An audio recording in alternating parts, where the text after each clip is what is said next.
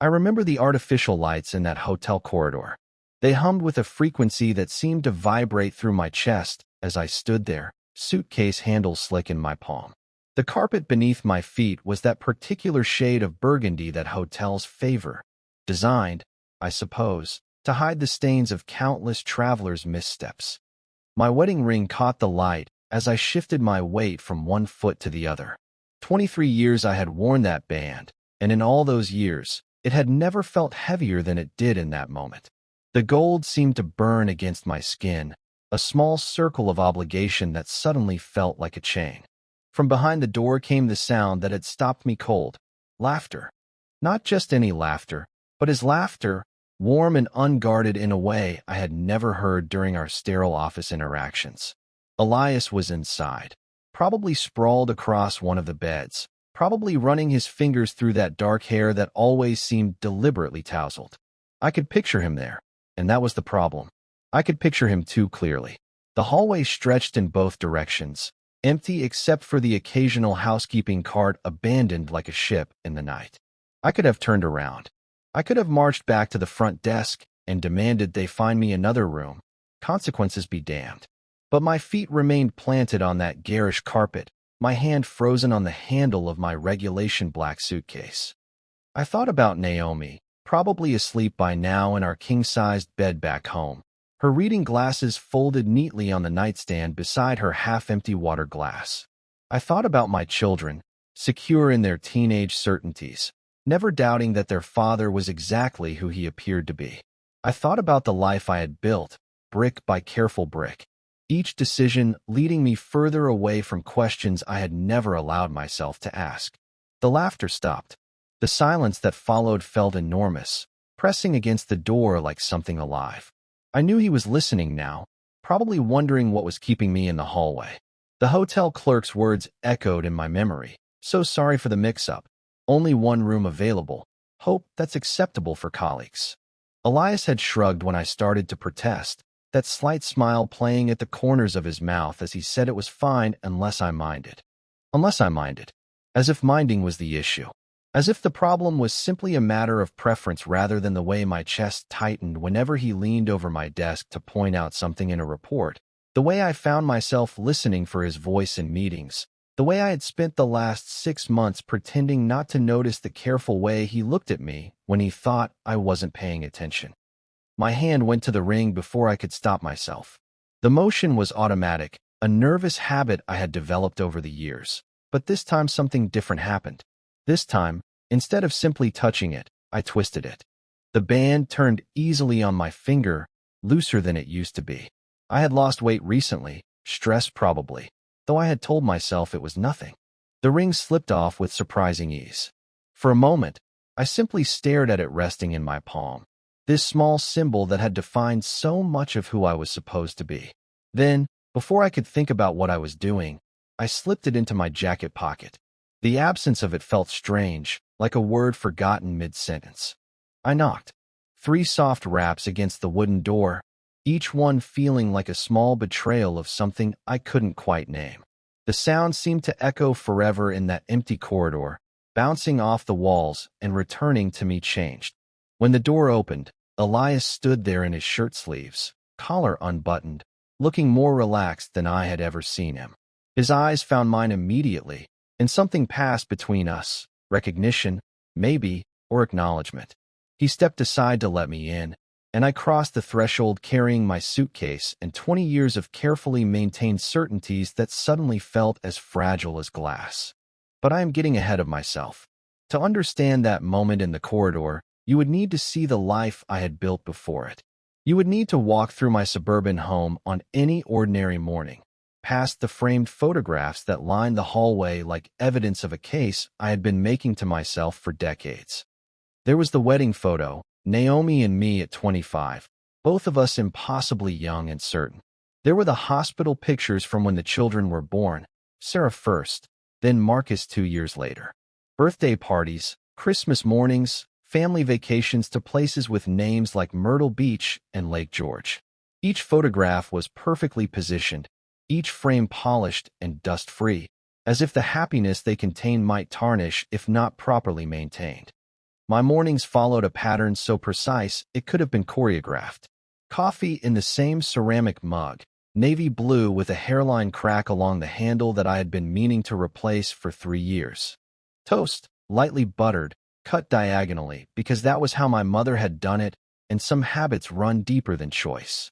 The morning news playing at exactly the right volume to be heard, but not intrusive, while Naomi moved through her own routine with the efficiency of someone who had perfected the choreography of a shared life. The commute downtown took 38 minutes in good traffic, 42 when the weather turned. I knew every stoplight, every merge lane, every billboard that marked my progress toward the glass tower where I had worked for the past 15 years. The building rose from the city like a monument to predictability, its mirrored surface reflecting the sky so perfectly that sometimes it seemed to disappear entirely. Inside, I was the dependable one. Senior manager, they called me, though the title felt increasingly hollow with each passing year. I arrived early, stayed late, reviewed reports with the thoroughness that had earned me 3 promotions and the quiet respect of people who confused reliability with contentment. My office overlooked the street, a view I had earned through years of saying yes when others said no, of volunteering for the assignments that required travel, long hours, the sacrifice of weekends. It was a Tuesday in March when Elias joined our team. I remember because I had been reviewing quarterly projections when Margaret from HR knocked on my door to introduce him. He was younger than I had expected, maybe early 30s, with the kind of easy confidence that comes from never having learned to doubt yourself. When he shook my hand, his grip was firm without being aggressive, and he held eye contact just long enough to suggest he was actually seeing me rather than simply performing the ritual of introduction. Over the following weeks, I began to notice things I should not have noticed. How he pushed his sleeves to his elbows when he concentrated, revealing forearms that spoke of weekend activities more interesting than lawn care and grocery shopping. How he laughed during meetings without worrying whether it was appropriate. How his presence seemed to shift the entire dynamic of a room. Where others saw hierarchy, he saw conversation. Where others measured their words, he spoke with a directness that was somehow both respectful and irreverent. He had a way of disagreeing that made you grateful for the correction. When clients became difficult, he would lean back in his chair and find exactly the right question to redirect the conversation. He made difficult sales look effortless, not through manipulation, but through genuine curiosity about what people actually needed. Watching him work was like watching someone speak a language I had forgotten I once knew. The retreat came up in May. A 3-day trip to secure the Henderson account, one of the largest potential contracts our division had seen in years. Margaret announced the team during a Thursday morning meeting. Myself, Elias, Jennifer from marketing, and Paul from client services. 4 days at a resort hotel 2 hours north of the city, with presentations scheduled for Friday and Saturday morning. I should have felt confident. I had handled bigger accounts, more complex negotiations.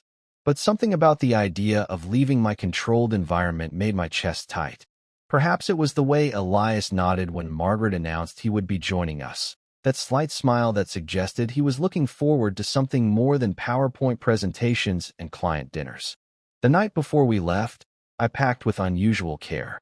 Naomi had already gone to bed, and the house felt different in the darkness, as if the familiar rooms had shifted slightly when no one was looking. I stood at my dresser, holding shirts up to the light, trying to decide which version of myself I wanted to present. The conservative blue button-down that made me look like exactly what I was, a middle-aged manager with a mortgage and a sensible car.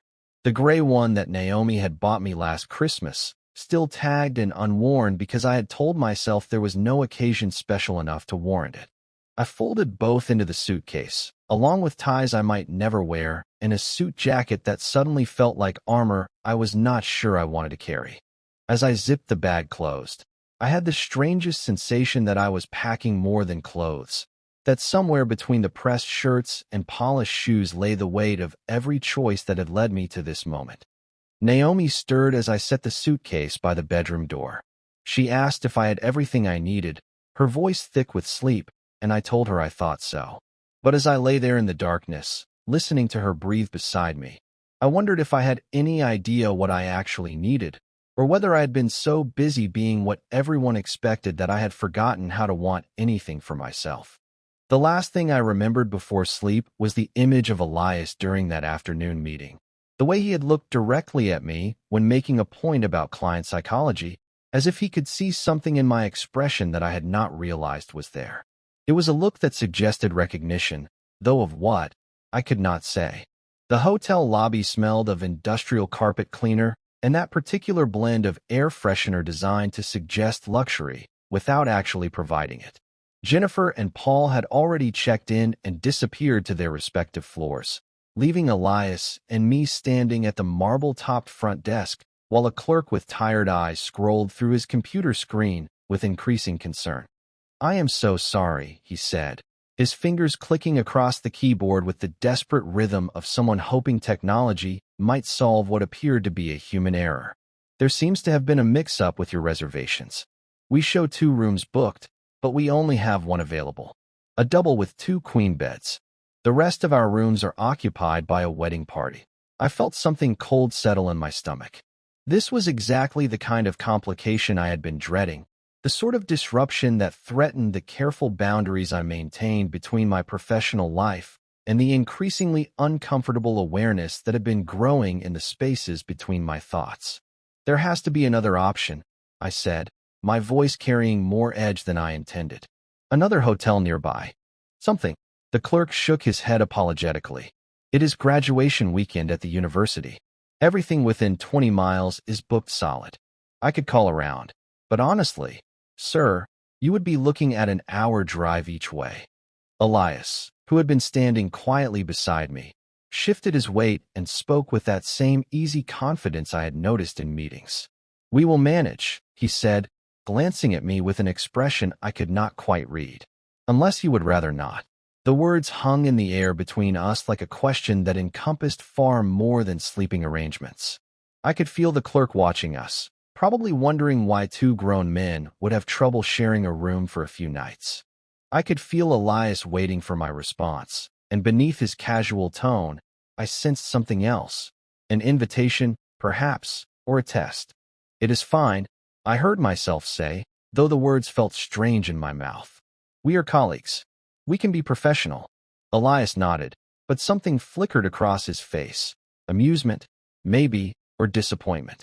He took the key cards from the clerk and thanked him with genuine warmth, while I stood there trying to convince myself that the tightness in my chest was merely inconvenience rather than anticipation. The elevator ride to the 7th floor passed in silence. I stared at the illuminated numbers climbing steadily upward and tried not to notice how Elias seemed completely at ease while I felt like I was ascending towards something I was not prepared to face. When the doors opened, he gestured for me to go first, and I caught a hint of his cologne, something clean and understated that I had never noticed in the sterile air of our office building. Room 714 was exactly what the clerk had described. 2 queen beds separated by a nightstand and a lamp that cast everything in warm, amber light. 1 bed sat near the window, with a view of the parking lot and the hills beyond. The other was closer to the door, positioned so that anyone lying there would see whoever entered or left. Between them stretched a wide expanse of beige carpet that suddenly felt like an ocean I would need to navigate carefully. Elias dropped his overnight bag on the floor without hesitation, his presence immediately filling the space in a way that made the room feel smaller and more intimate than it had any right to be. He noticed my hesitation and turned to face me with that slight smile I was beginning to recognize.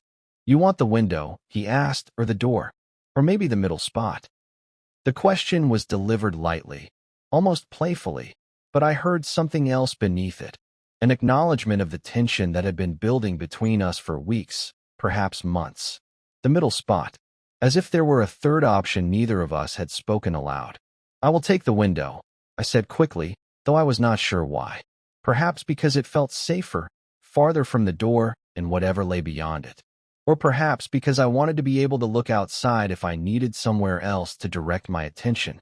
He nodded and claimed the bed near the door, unpacking his clothes with an efficiency that suggested he was comfortable in temporary spaces. I watched him hang his shirts in the narrow closet, noting the care he took with the pressed fabric, the way his fingers smoothed out imaginary wrinkles. Everything about his movements seemed deliberate yet effortless, as if he had never learned to be self-conscious about taking up space. That first evening, we spread our presentation materials across the small table by the window and worked side by side in a way that felt both natural and charged with undercurrents I was afraid to examine too closely. Elias had a way of thinking out loud that drew me into conversations I had not realized I wanted to have. He asked questions that made me reconsider assumptions I had held for years, and when I found myself offering opinions I had never shared with anyone, he listened with the kind of attention that made me feel heard rather than simply tolerated. The hours passed more quickly than they should have. When we finally closed our laptops and turned off the lamp, the room fell into a darkness broken only by the faint glow of streetlights filtering through the curtains. I lay on my back, staring at the ceiling, hyper-aware of every sound. The rustle of sheets as Elias settled into his bed, the soft exhalation that might have been a sigh of contentment or fatigue. The air conditioner hummed with mechanical steadiness, but beneath that white noise, I could hear something else, the rhythm of his breathing, even and unhurried. I had shared space with people before. I had slept in the same room as my wife for 23 years, had dozed fitfully on red-eye flights with strangers pressed close on either side. But this felt different. This felt like lying awake next to possibility itself, dangerous and undeniable and closer than I had ever allowed it to come before. I turned onto my side, facing the window, and tried to focus on the distant glow of the city beyond the hills. But my awareness kept returning to the sound of his presence, the knowledge that he was there, maybe awake like me, maybe thinking thoughts that paralleled my own. The space between our beds felt both vast and impossibly narrow, a distance that could be crossed in 3 steps, but seemed to represent everything I had spent my adult life avoiding. Somewhere in the small hours of that first night, I realized I was no longer trying to fall asleep. I was simply lying there, listening, waiting for something to happen or not happen, suspended between the life I had built and the question that his presence posed, not just about what I wanted, but about who I might be if I were brave enough to find out. The retreat days unfolded with a rhythm I had not anticipated. What should have been a straightforward sequence of meetings and presentations began to blur into something else entirely, each planned interaction becoming a doorway into conversations I had never thought to have. The Henderson meeting went well. Better than well, if I am being honest. Elias had a way of reading the room that complemented my more methodical approach, and by the time we finished our presentation, I could see the approval in the clients' faces. They shook our hands with the kind of firmness that suggested real interest, and as we walked back across the hotel lobby, I felt something I had almost forgotten, the satisfaction of work done not just competently, but with genuine engagement. It should have ended there.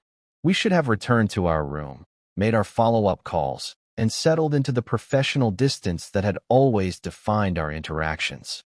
Instead, Elias suggested dinner at the hotel restaurant, and somehow that became wine with dinner, and the wine became the kind of conversation that transformed strangers into something approaching friends. He asked about my background, and I found myself telling him about my college years, about the literature classes I had loved before I switched to business, about the semester I had spent in Europe that still felt like the most alive I had ever been. I had not thought about those things in years, had buried them beneath quarterly reports and mortgage payments, and the steady accumulation of responsibilities that define what we call adult life. When I asked about his own path, he spoke with an honesty that was both refreshing and unsettling. He had tried law school, he said, spent 2 miserable years before admitting he was there for his father's dreams rather than his own. He had worked for a startup that failed spectacularly, had spent 6 months backpacking through Southeast Asia with money he should have saved, had made mistakes he did not regret because they had taught him what he actually wanted. I envied him that certainty, the way he spoke about choices as if they were opportunities rather than traps. When he asked if I ever regretted the path I had taken, I surprised myself by not deflecting the question. Instead, I found myself admitting that I sometimes felt like I had been living someone else's life so thoroughly that I had forgotten what my own desires might look like. He listened without judgment, without the urge to offer solutions or reassurance. When I stopped talking, he simply nodded and said he thought most people felt that way more often than they admitted. The words hung between us like a bridge I had not realized I wanted to cross. The next day brought rain, one of those steady spring downpours that transforms everything into watercolor. Our afternoon meeting was canceled, and rather than spending the time in the room, Elias suggested we walk to the coffee shop we had seen down the road. I protested that we would get soaked, but he was already pulling on his jacket, and something about his certainty made my objections feel unnecessarily cautious. We ran the last 100 yards through sheets of rain, arriving breathless and laughing at the coffee shop door. I could not remember the last time I had run anywhere, let alone through weather I could have easily avoided. But as we stood there dripping and catching our breath, I realized I felt more present in my own body than I had in months. Inside, we claimed a corner table and spread our laptop between us, ostensibly to review our presentation materials, but actually to continue the kind of rambling conversation that had characterized our dinner the night before. Elias had ordered for both of us, something complicated involving espresso and steamed milk that I would normally have considered too indulgent for a Tuesday afternoon. But when he slid the cup across to me, his fingers brushed mine for just a moment, and I forgot to worry about caffeine or calories or any of the small restrictions I used to structure my days. When we finally made our way back to the hotel, the rain had softened to a gentle mist that seemed to blur the edges of everything. Elias walked close enough that our shoulders bumped occasionally, and each casual contact sent something electric through the fabric of my jacket. I told myself it was nothing, just the natural result of sharing an umbrella, but I was becoming less skilled at convincing myself of things that were not true. Back in the room, something had shifted. Perhaps it was the wine from the night before, or the unexpected intimacy of being caught in the rain together, or simply the accumulated weight of 48 hours spent in closer proximity than I had shared with anyone in years. When Elias suggested we work on his laptop rather than mine, the screen was larger, he said. I did not object when he sat down on the edge of my bed and patted the space beside him. I joined him there, telling myself we were simply being practical. The laptop balanced between us, and as we scrolled through documents and made notes in the margins, our knees touched. Just a brief contact, the kind of incidental brush that happens when two people share a small space. But I did not pull away. Instead, I found myself hyper-aware of the warmth where his leg pressed against mine, of the way he leaned slightly closer when pointing out something on the screen. His cologne was more noticeable at this distance, mixing with something that might have been soap or shampoo to create a scent that was entirely his own. When he turned to ask me a question about the Henderson projections, his face was close enough that I could see the faint lines at the corners of his eyes, the way his hair fell across his forehead when he concentrated. I managed to answer his question, but my voice sounded strange to my own ears, slightly breathless in a way I hoped he would attribute to the day's exertions rather than his proximity. He smiled when I finished speaking, a slow curve of lips that seemed to acknowledge something beyond the content of my response. That evening, I stood at the bathroom mirror brushing my teeth with mechanical precision, but the man looking back at me seemed like someone I was only beginning to recognize. My hair was slightly mussed from the afternoon's rain, my shirt wrinkled in a way I would normally have immediately corrected. But more than that, there was something in my expression, an alertness, maybe, or an anticipation, that spoke of a person on the verge of discovery. I thought about the way Elias had looked at me when he asked his question, the weight of that small moment when our knees had touched and neither of us had moved away. I thought about the conversations we had been having, the gradual dropping of the professional masks we wore at the office. I thought about how easy it would be to cross the few steps between the bathroom door and where he lay reading in his bed, and how impossible that journey seemed given everything I had built my life around. When I emerged from the bathroom, he looked up from his book and asked if I had enjoyed the day. Such a simple question, but something in his tone suggested he was asking about more than meetings and rain and coffee shop conversations. I told him I had enjoyed it more than I had expected, which was true, but felt like only the smallest fraction of what I actually meant. He nodded and returned to his reading, but I caught him glancing at me as I settled into my own bed. The room felt different now, charged with a possibility I could no longer pretend not to notice. As I lay there in the darkness, listening to the soft rustle of pages turning and the steady rhythm of rain against the window, I realized that something fundamental had already changed. I was no longer the man who had packed his suitcase 3 days ago, no longer certain about what I wanted or who I was supposed to be. The transformation had begun so quietly I had almost missed it, but now, suspended between sleep and waking in a hotel room I shared with someone who was becoming far more than a colleague, I could feel it working through me like water finding new paths through shifting ground. The final dinner stretched longer than either of us had planned. What began as a celebration of the Henderson contract, signed that afternoon with handshakes and promises, became something else entirely. The hotel restaurant was nearly empty by the time we finished our entrees, but neither of us suggested leaving.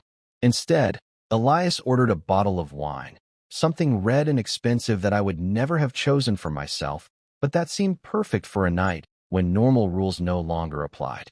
We talked about everything except what was happening between us. He told me about the novel he had been trying to write for 3 years, chapters scattered across his laptop like fragments of a life he might someday live. I found myself describing the photography darkroom I had built in my basement and abandoned, how I had once believed I might capture something true through the careful manipulation of light and shadow. The wine made these confessions easier, but it was more than alcohol that loosened my tongue. Something about the way Elias listened, without judgment, without the need to immediately respond, made me want to excavate parts of myself I had buried so deeply I had forgotten they existed. When he asked why I had stopped taking photographs, I heard myself admit that I had been afraid of what I might see if I looked too closely at the world around me. By the time we finally left the restaurant, the hotel lobby had settled into that particular quiet that comes late in the evening, when the day's travelers have found their rooms and the night shift moves through empty corridors with practiced discretion. We should have gone directly upstairs, should have followed the script we had been performing for 3 days. Instead, Elias noticed the balcony doors at the far end of the lobby and suggested we step outside for air.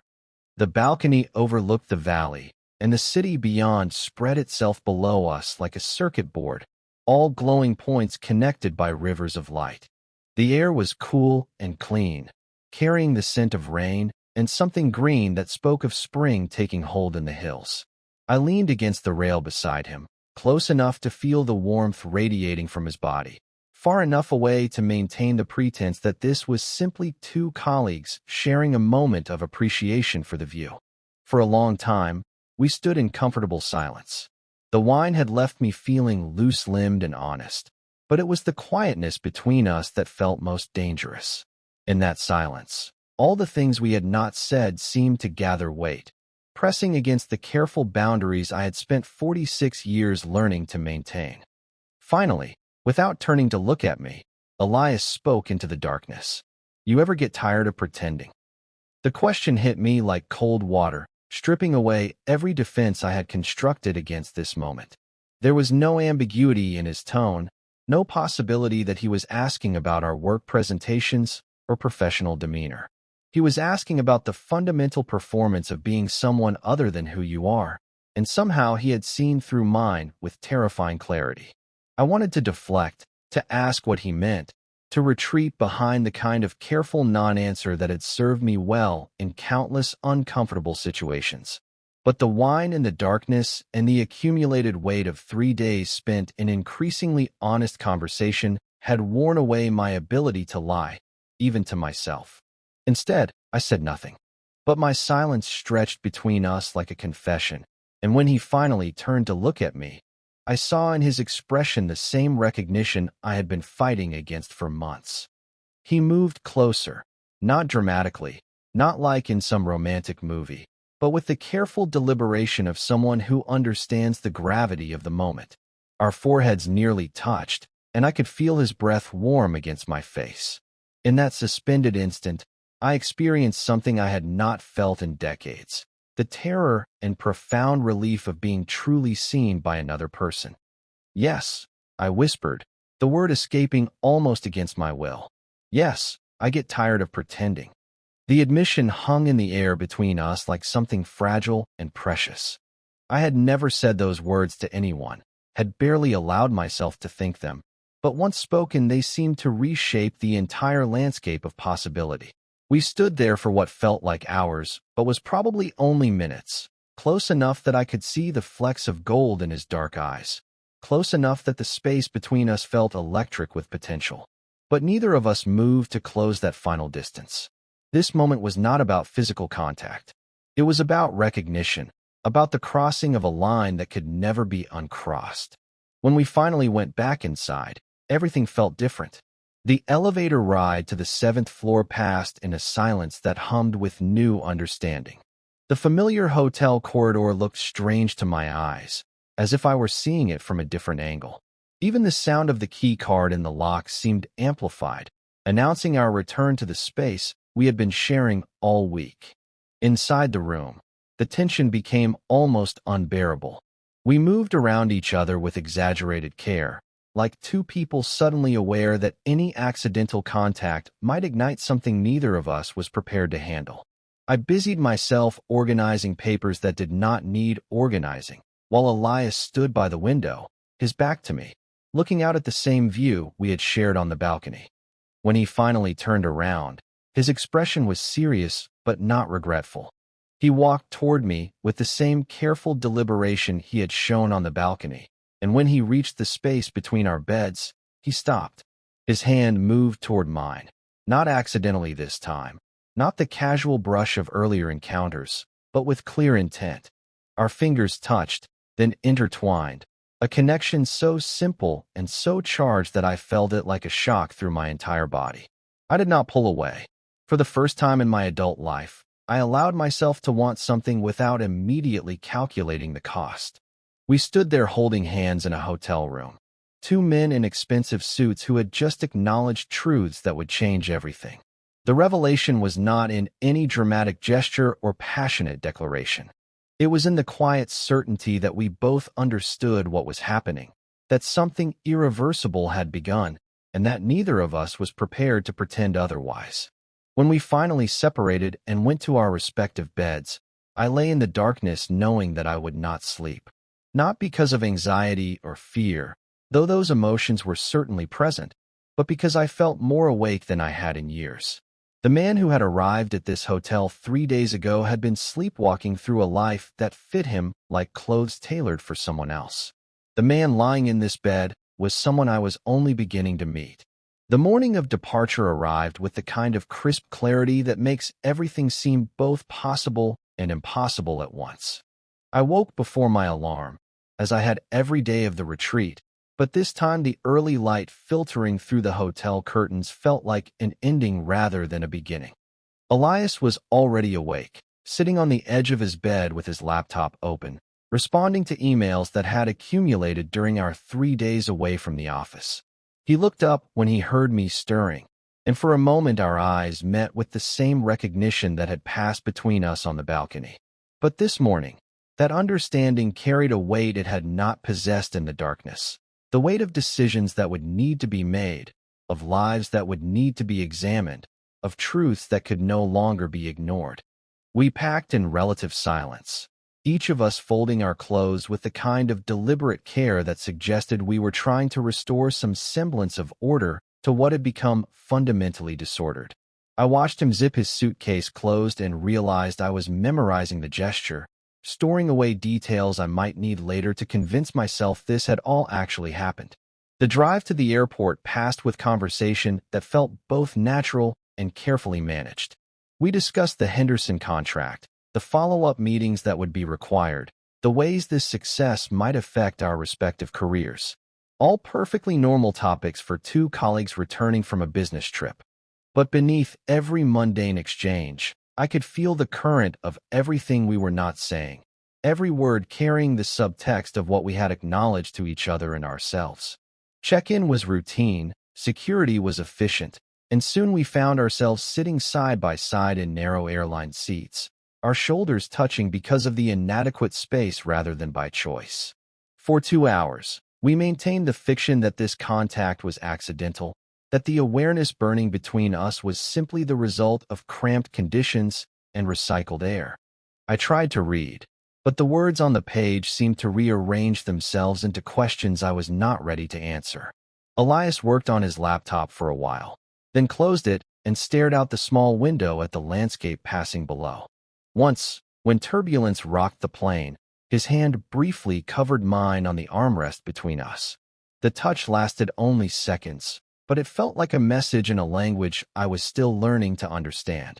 When the plane began its descent into our city, I felt something close to panic. Down there, visible through the scratched airplane window, lay the life I had built over 23 years of careful choices. My house with its manicured lawn and painted shutters. My family with their established routines and reasonable expectations. My identity as a husband, a father, a reliable man who paid his mortgage on time and never caused anyone to question the fundamental assumptions about who he was. The landing was smooth, the terminal familiar, the baggage claim exactly as efficient as always. We collected our suitcases and walked together toward the exit, two men in business attire who had successfully completed a profitable trip. At the curb where the taxis waited, we should have shaken hands and said goodbye like the colleagues we were supposed to be. Instead, we stood there for a moment longer than necessary, looking at each other with the awkwardness of people who have shared something profound but have no social script for what comes next. Finally, Elias said he would see me at the office on Monday, and I agreed that we should debrief about the Henderson presentation. Normal words for an abnormal situation. I watched him get into a taxi and disappear into the stream of airport traffic before finding my own ride home. During the 40-minute drive through suburbs that grew increasingly familiar, I tried to prepare myself for the transition back to the person I had always been. But the man who had kissed his wife goodbye 4 days ago felt like someone I had read about in a book rather than someone I had ever actually been. Naomi was in the kitchen when I arrived, preparing dinner with the same competent efficiency she brought to all domestic tasks. She greeted me with a brief kiss on the cheek and asked how the trip had gone while continuing to chop vegetables with mechanical precision. I heard myself providing the appropriate responses. The contract was signed, the clients were pleased, the hotel was adequate, the weather had been variable. She asked if Elias had been helpful, and I told her he had proven to be a valuable team member. The words tasted like ash in my mouth, this reduction of everything that had happened to a simple professional assessment. But what else could I say? How could I explain to my wife of 23 years that I had discovered fundamental truths about myself, while sharing a hotel room with a man whose presence had awakened parts of me I had not known existed? Dinner passed with the usual family conversations. Sarah told us about her college applications, Marcus complained about his chemistry teacher, and I participated in these exchanges with what I hoped was convincing normalcy. But I felt like an actor who had forgotten his lines, responding slightly too late to cues, smiling at moments that did not quite warrant it. Later that night, after the children had retreated to their rooms and Naomi had fallen asleep beside me, I sat on the edge of our bed staring at my wedding ring. I had been wearing it for so long that its absence during those 3 days at the hotel had felt strange, like missing a tooth. Now, trying to slide it back onto my finger, I found that it no longer fit the same way. Perhaps I had lost weight, or perhaps my hands had swollen from the travel, but the gold band that had once settled into place with familiar comfort now felt foreign against my skin. I sat there in the darkness, holding this symbol of everything I had promised to be, and realized I could not make myself put it on. The next morning brought Saturday routines that felt like performances in a play I no longer wanted to be in. Coffee in my chipped blue mug, toast cut diagonally, morning news at precisely the right volume.